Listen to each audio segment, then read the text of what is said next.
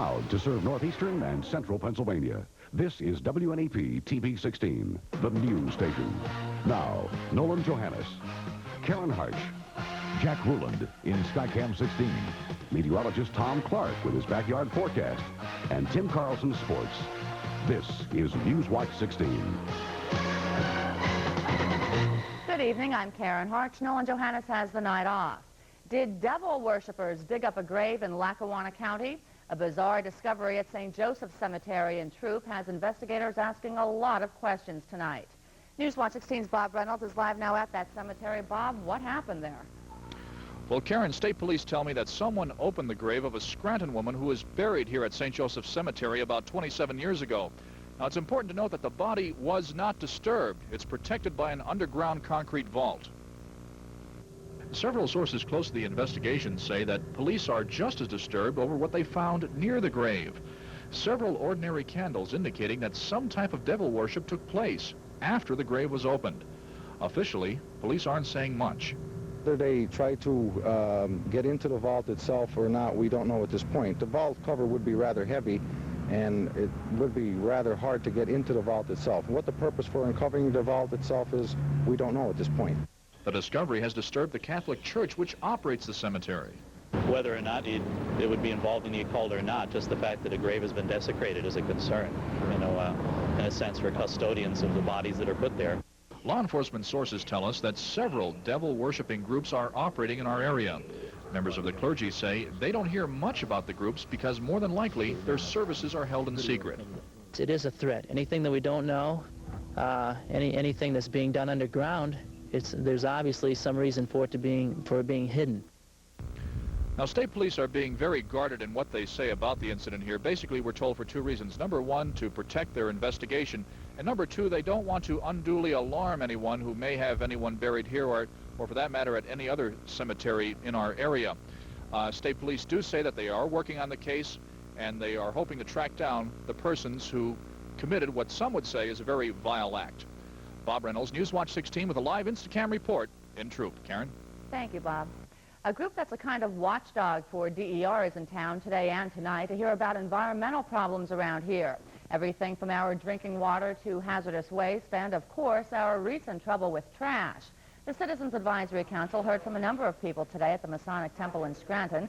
A big concern, out-of-town trash being trucked in when area landfills are running out of space for our own community's garbage. Residents are not able to sit in their yards, on their front porches, or open the window during the warm weather because of the stench. Trash problems are piling up for everyone. 2 years ago, the Sugarloaf landfill closed. Today, Newswatch 16's Melissa Sander went to Lower Luzerne County to find out what communities there are doing with their trash. In West Hazelton, borough workers collect the garbage and haul it to a landfill in Schuylkill County. The borough foots the bill. The cost has escalated. I'd say it almost doubled of what it used to be when the Sugarloaf landfill was open. Do you see that coming to a stop? No, not in the near future. I think it's going to get worse. Since the Sugarloaf landfill closed, West Hazelton taxes haven't been hiked to cover the garbage expenses, but the borough began cutting costs. 2 street workers were laid off, bi-weekly collections and twice-yearly cleanups stopped. Of course, we try to keep the wages down when we negotiated contracts for the beginning of the new year. It's a different story here in Hazelton, where the garbage collection and dumping is paid for by garbage fees. The fees started back in 1982 when the Hazelton City landfill closed. The trash had to be hauled up to Sugarloaf. When that landfill closed 2 years ago, the citizens were paying $36. Here we are 2 years later, and the citizens are paying nearly twice that amount to have their trash taken away. I give them a small bag of garbage once a month, and I'm paying $60 to have that garbage man pick that stuff up here. Officials say those kind of complaints will keep coming as long as city garbage must be hauled out of the area. If we had a permitted landfill open within a reasonable distance for here that we could contain the cost, I think it would be an incentive for new business and new industry to locate here. But no one's counting on that happening too soon. Melissa Sander, Newswatch 16, Luzerne County. When Newswatch 16 continues, jobs. Mack workers continue to wait as a deadline passes, while the future holds promise for several hundred people in Schuylkill County. We'll tell you what they will be doing next. Al Ciccione's super service keeps your equipment from costly downtime. Ciccione rebuilds and supplies radiators. We supply air conditioning products from AC Delco and Red Dot. Al Ciccione's distribution network serves you best. Call us today for delivery information. If your car or truck is damaged or rusting, you need genuine Ciccione body parts or truck accessories. They're available only at the best dealers, parts, and body shops. Ask for them by name, Ciccione. Ever notice how some plastic wraps seem to have a mind of their own?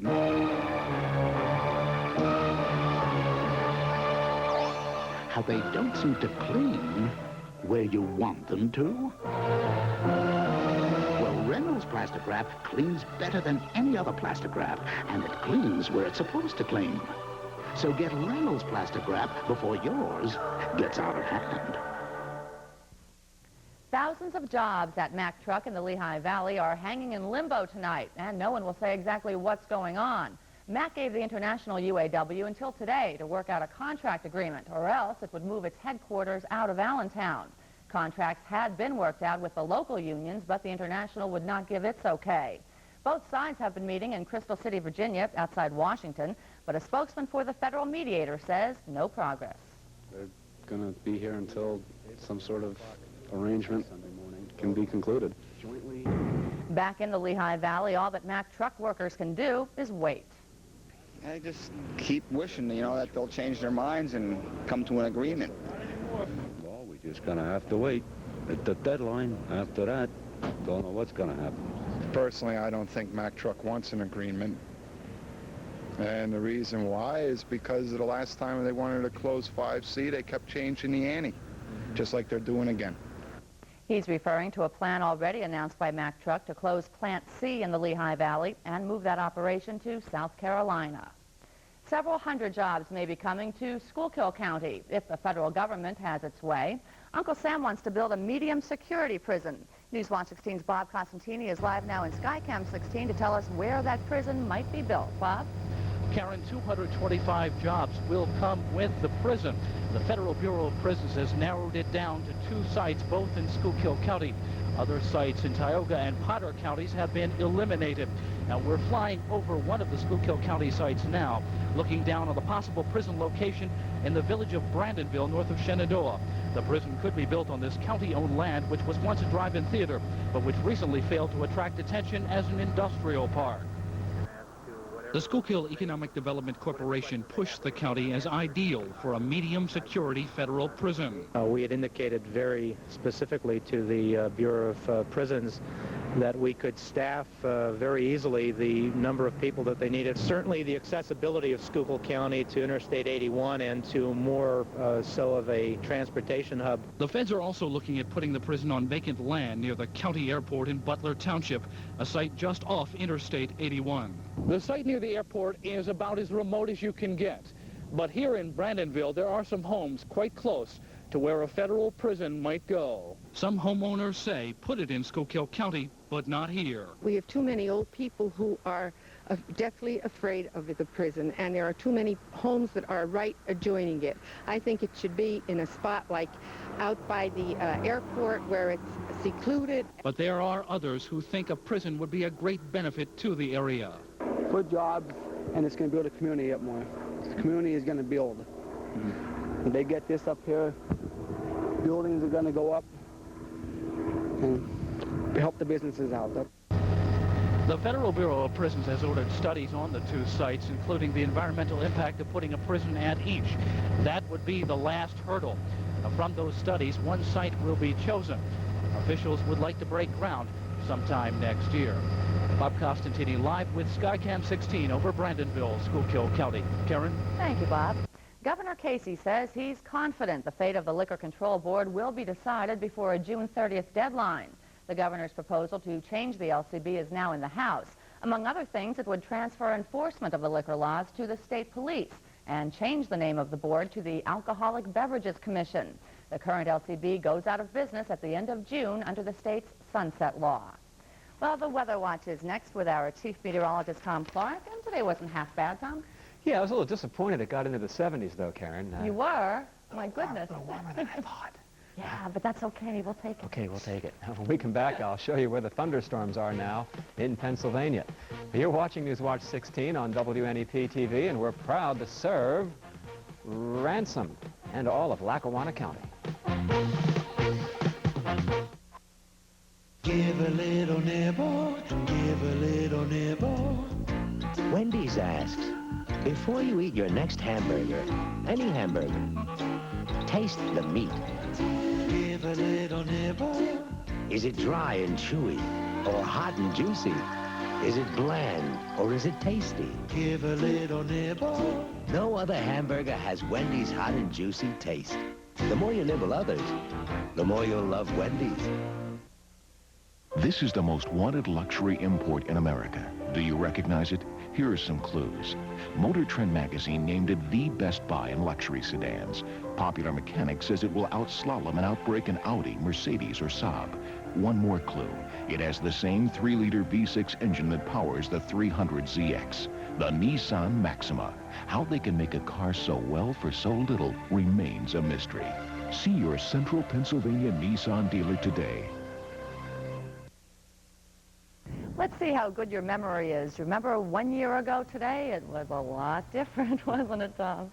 I'd rather not remember, Karen. Oh, yeah. Of course, we had snow in the forecast a year ago today, and quite a bit of snow. It's kind of an unusual late-season snowfall, but boy, no snow today. Temperatures well into the 70s in many places, and cloudy out back now and kind of breezy. I spent part of my day today speaking to some students at the Our Lady of Peace School in Clark's Green, grades 4, 5, 6, 7, and 8, watching tonight.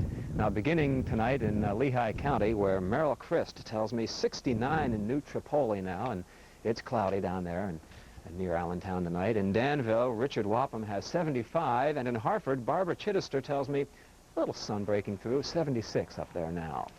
A view from Sky Camp 16 today, overlooking Trucksville in the Back Mountain area of Luzerne County.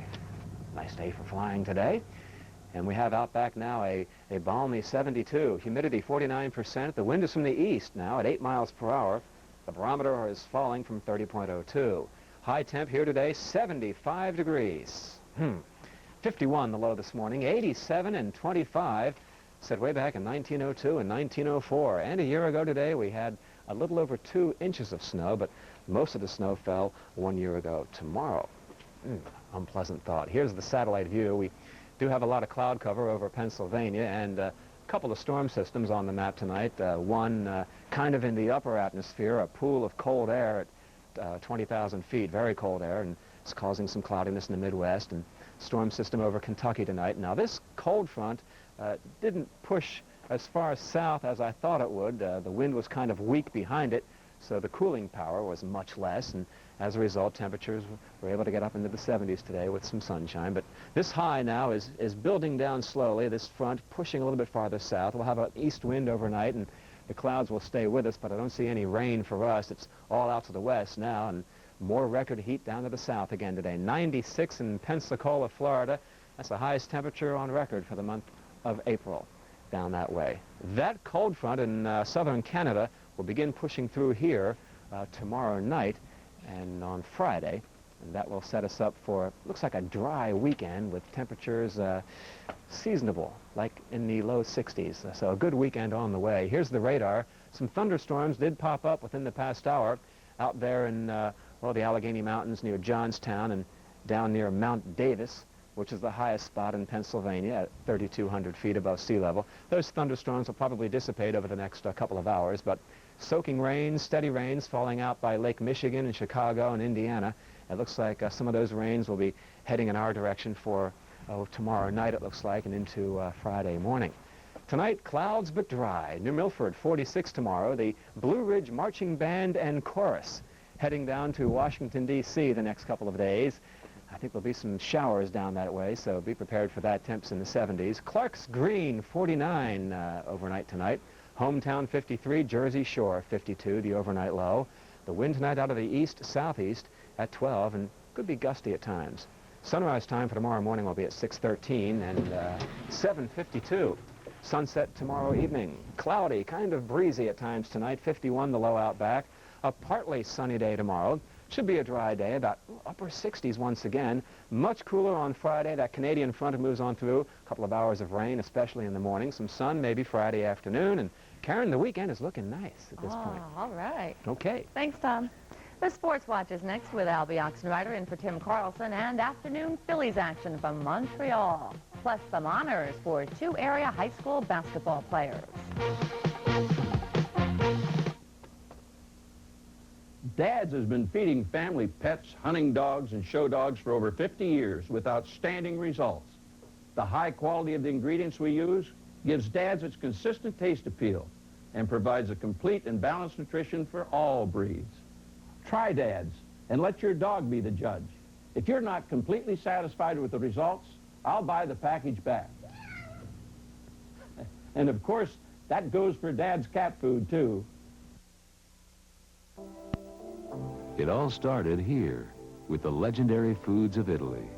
And when Progresso came to America, we proudly continued the tradition. We're proud today of Progresso soups like our magnificent minestrone, crowded with a garden of delicious vegetables. We're proud that our hearty chicken soup is truly hearty, with large chunks of chicken, enriched pasta, and vegetables. But try all our wonderful soups and taste the pride of Progresso. Some new NBA teams? That's Is that right, and I know you've been in suspense to see if Wilkes-Barre-Scranton got a team.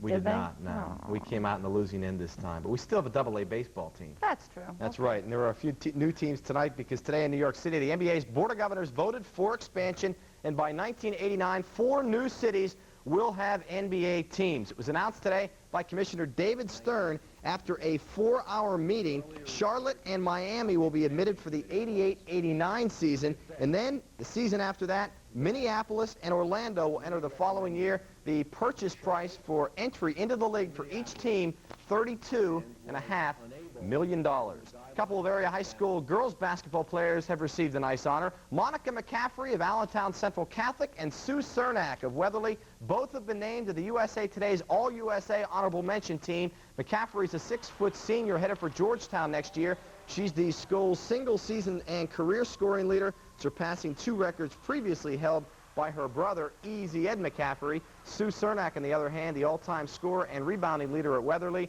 She finished her career with over 1,800 points and over 1,000 rebounds. The Williamsport Bills are playing another game with the Pittsfield Cubs right now. The game got underway at 6 and no scores yet. Last night, the Bills beat Pittsfield, and they even up their current road trip record at 1-1. Philadelphia Phillies played an afternoon game today at Olympic Stadium in Montreal. Joe Cowley having his problems going against Floyd Yeomans, also looking for his first win of 1987. Early on, Phillies took the lead. It's Mike Schmidt here with the single. Chris James is on third base. He comes in to score easily, and the Phillies take the early lead. 6th inning, though, the Expos exploded. Tim Wallach here with a home run to left. He hits a 3-2 pitch off of Cowley there.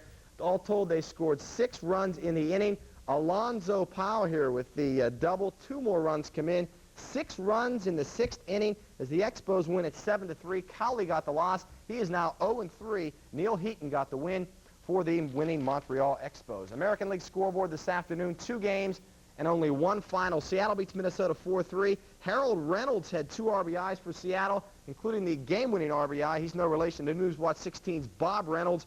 Oakland 7, California 3. That's in the 6th. Kurt Young against Mike Witt. Last night, the Milwaukee Brewers winning streak was stopped at 13 games.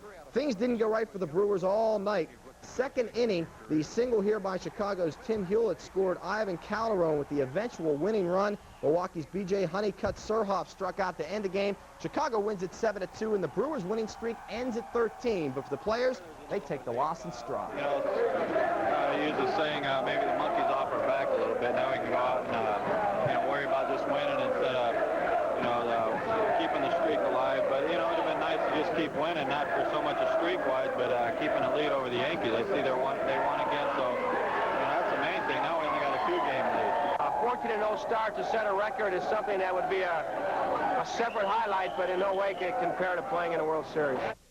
Flyers are back in action tonight against the New York Islanders. It's Game 2 of the Patrick Division best-of-7 final series. Flyers lead the series 1-0. Win or lose tonight at the Spectrum, they'll head to New York for the next 2 games. We'll have highlights on the update at 11 o'clock. And finally, from our obscure sports fun facts file, 17-year-old Teresa Bertram will join her 39-year-old mother on the Georgia State University track team next season, making them the first known parent-child duo in the same intercollegiate team at the same time, according to the NCAA. And what makes the whole deal more interesting is the girl's last name, Bertram. As far as we know, she's no relation to WNEP-TV sports photog, ace sports photog, Dave Bingo Bertram. Dave, still, though, proud to have the same name as the combo that will make history. I had to get that in there for Dave because I saw that today and I couldn't pass it up. Are you sure that there's no relation there?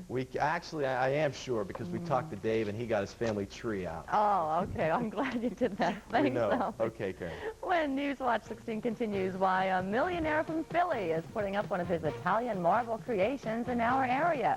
That story's next. King Glass and Paint Company celebrates the grand opening of its newly remodeled Swoyersville Warehouse Center. It's a 4-day sales event that can save you up to 60%. You'll find the lowest prices ever on northeastern Pennsylvania's largest paint inventory, including nationally famous Coronado paint.